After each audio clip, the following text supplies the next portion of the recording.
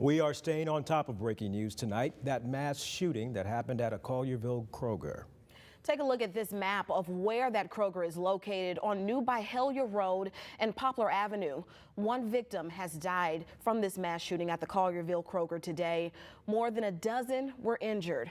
Collierville police have confirmed the shooter was an employee who had been fired that morning, returned around 1:30 in the afternoon and started shooting. Police say the gunman died of a self-inflicted gunshot wound. Regional 1 officials tell us that they have 9 patients from the shooting. 4 are in critical condition and 5 are in non-critical. Tonight, the investigation continues. It took just minutes for Collierville police to respond to the shooting. This is video from viewer Ian Dungan posted on Facebook. You can see the officers walking into the store, not knowing what they might find. Tonight, the Collierville police chief says recent active shooter training and a quick response from his officers prevented more loss of life this afternoon. Brad Broders begins our team coverage from the outside of that store. Brad, what new information do you have for us tonight? Well, Ivana, a Collierville police source said that shooter who died was an employee at this Kroger store who was fired just this morning. The Collierville police chief, Dale Lane, described this crime as the most horrific in the town of Collierville's history. This community now the latest to deal with the aftermath of an active shooting, the loss of life, and the beginning of a lengthy investigation. Now this evening, Collierville police chief Dale Lane said none of his police officers hesitated to run inside the Kroger this afternoon, 4 minutes after that first 911 call. We're told law enforcement went aisle by aisle, tending to injured customers and workers and assisting those hiding in freezers, even offices. Within the past 3 months, Collierville first responders participated in an active shooter training scenario, an exercise Chief Lane said helped them with treating and prioritizing the injured. The training that's gone on in this community and across this country for years saved people's lives today. How many of you have heard of run, hide, fight? That's exactly what those people today did. Now the FBI is also assisting with victim specialists, and those Collierville first responders will have a debriefing once this all winds down with not only counselors, even chaplains. Yvonne? And Brad had a lot of time to talk with investigators out there this evening, and he will let us know what comes next with this investigation.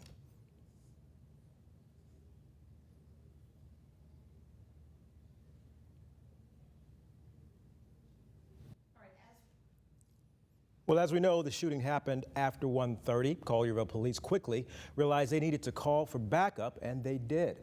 Jenny DiPrizio continues our team coverage tonight. When Collierville police realized they had an active shooter call, they put out the call for assistance. Memphis police say the call for backup came in at 1:44 Thursday afternoon. There it is, a shooting with injuries. No further information this time. Collierville's on the scene now. We're sleeping dispatch. Did you say this is at the Kroger? Check it is in the Kroger in Collierville, 240 New Byhalia Road. 7300 en route. Task force cars get en route. 240 New Byhalia in Collierville. They have 4 to 6 victims at this time. Memphis police say they had MPD cars on the scene by 1:51 p.m. They saying he's an active shooter though in Collierville. Within minutes, there were people streaming the scene on social media. Police from multiple agencies came swarming into the Kroger parking lot. Active shooter. While people streamed live what was happening outside, many had no idea what was happening inside the building. SWAT officers had gone inside the Kroger and started clearing the building one by one, working to get people hiding outside safely. Emergency workers quickly worked to get patients stabilized, and those injured were transported to the hospital by ambulance and helicopter. In Collierville, I'm Jenny DiPrizio. Well, one of the victims has been identified as Olivia King by her family and friends on social media. Wes King, her son, broke the devastating news on Facebook, saying his mother was shot directly in the chest and later died at the hospital. Wes said a stranger called him to say that his mother was hit during that shooting. He was listed as her emergency contact. That's how they got in contact with him. Collierville police have not yet confirmed the identities of the other victims.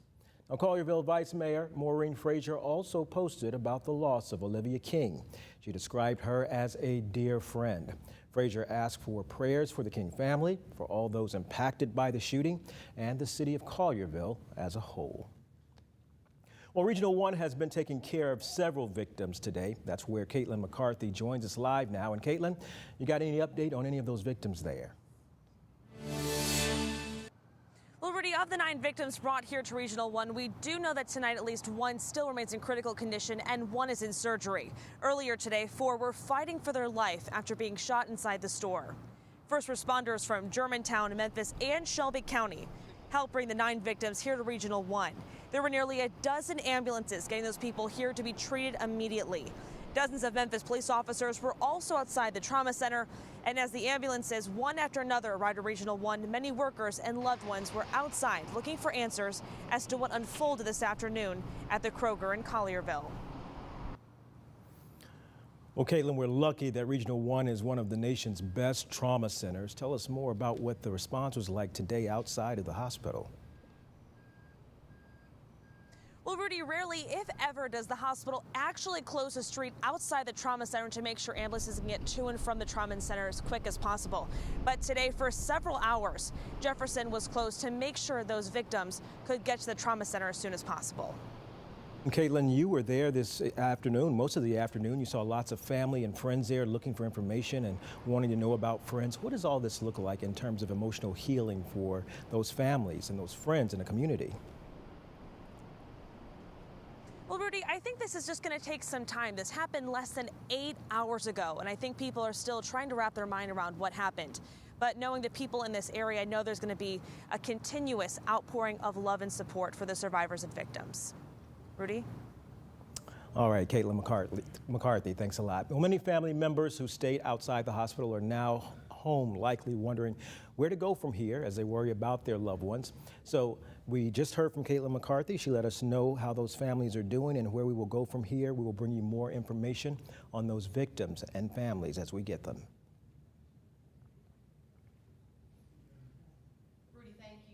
Viewer Tony Sarwar posted this video to Facebook. He told us that he had just arrived at the shopping center when he saw people rushing out of the Kroger.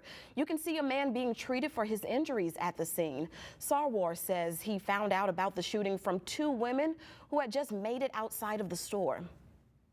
They thought they heard a pop, and when they heard the pop, they thought it was just simply a balloon going off. Everybody, I think, in the place thought there was balloons going off. Nobody thought this. Nobody was prepared for this. Nobody was, hyper vigilant in this situation. They moved casually, and it wasn't until the second round of pops that everybody really get out of there and really get to moving. But the first time, everybody just heard the pop and thought it was just simply a balloon going off. We continue team coverage of today's Kroger shooting in Collierville with reporter Rebecca Butcher. She joins us live after speaking with an eyewitness. Yeah, good evening there, Yvonne. Well, this was a routine run to their local grocery store that unfortunately ended in tragedy for so many. 12 victims, 12 families affected. We did rather have a chance to speak to a couple of witnesses. There was one person, she has actually been an employee of this Kroger for, it'll be 33 years next week, she says. She described just the terrifying moments when she heard the gun popping, going off. She described rapid noise. They at first thought it was something like balloons. She was at the register checking someone out doing her job. They ran to the back as fast as they could. Her and a group of other people, she actually witnessed, saw with her own eyes, one person, her co-worker, a man, get hit in the head, shot in the head by this shooter who was coming up behind them. Thankfully, he was okay, really miraculously.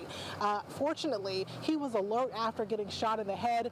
He was asking her to call his mom let her know that he was okay. She also says, this woman, this associate, this employee here, says that she also witnessed a customer get shot in the stomach. Another person, she says, that got grazed in the back area. So she was just thanking God that she was able to get out of there alive, as well as the other people who were in that Kroger with her.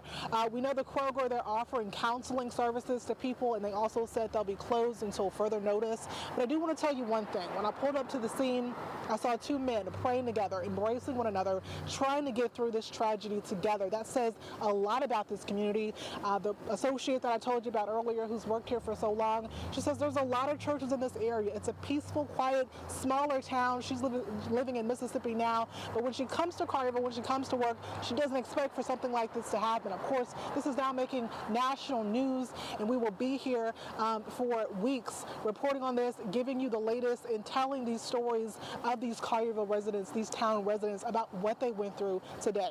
Reporting live in Collierville, I'm Rebecca Butcher. Rebecca, thank you so much. Kroger issued this statement on the shooting today saying, "We are deeply saddened by this incident that occurred at our Kroger store located on New Byhalia Road. The entire Kroger family offers thoughts, prayers, and support to the families and individuals of the victims during this difficult time. We are cooperating with local law enforcement who have secured the store and the parking lot. The store will remain closed while the police investigation continues, and we will have initiated counseling services for our associates." And more outpouring of support. Collierville High School intends to hold a moment of silence tomorrow. That game will go on against Whitehaven as scheduled.